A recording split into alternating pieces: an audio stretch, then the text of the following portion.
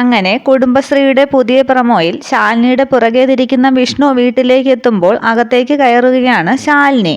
റൂമിലേക്ക് എത്തുന്ന വിഷ്ണു കാണുന്നത് ശാലിനി അലമാരയൊക്കെ തുണിയൊക്കെ വാരിയിട്ട് ആധാരം നോക്കുന്നതാണ്.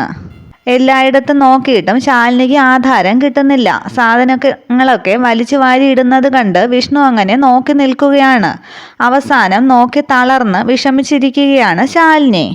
തുടർന്ന് വിഷ്ണു ശാലിനിയുടെ അടുത്തേക്ക് വന്ന് ശാലിനി എന്ന് വിളിക്കുമ്പോൾ ആകെ ദേഷ്യപ്പെട്ട് കരഞ്ഞുകൊണ്ട് ശാലിനി ചോദിക്കുകയാണ്, എവിടെയാണ് വച്ചിരിക്കുന്നതെന്ന് പറയ്. ആ ചോദ്യം കേട്ട് ആകെ അന്തം വിട്ട് നിൽക്കുകയാണ് വിഷ്ണു. പെട്ടെന്ന് ശാലിനി വിഷ്ണുവിൻ്റെ ഷർട്ടിന് കുത്തിപ്പിടിച്ച് ചോദിക്കുകയാണ്, എവിടെയാണ് വച്ചിരിക്കുന്നതെന്ന് ഒന്ന് പറയാമോ? പറയാൻ എന്നൊക്കെ പറഞ്ഞ് വിഷ്ണുവിനോട് ദേഷ്യപ്പെടുകയാണ് ശാലിനി. അന്നേരം വിഷമിച്ച് വിഷ്ണു പറയുകയാണ്, ഞാൻ എടുത്തിട്ടില്ല. ആകെ സങ്കടത്തോടുകൂടി വിഷമിച്ച് വീണ്ടും ശാലിനി ചോദിക്കുകയാണ്, ഇനി കുറച്ച് സമയം കൂടെ ബാക്കിയുള്ളൂ, അതുകൊണ്ടാണ് ചോദിക്കുന്നത്.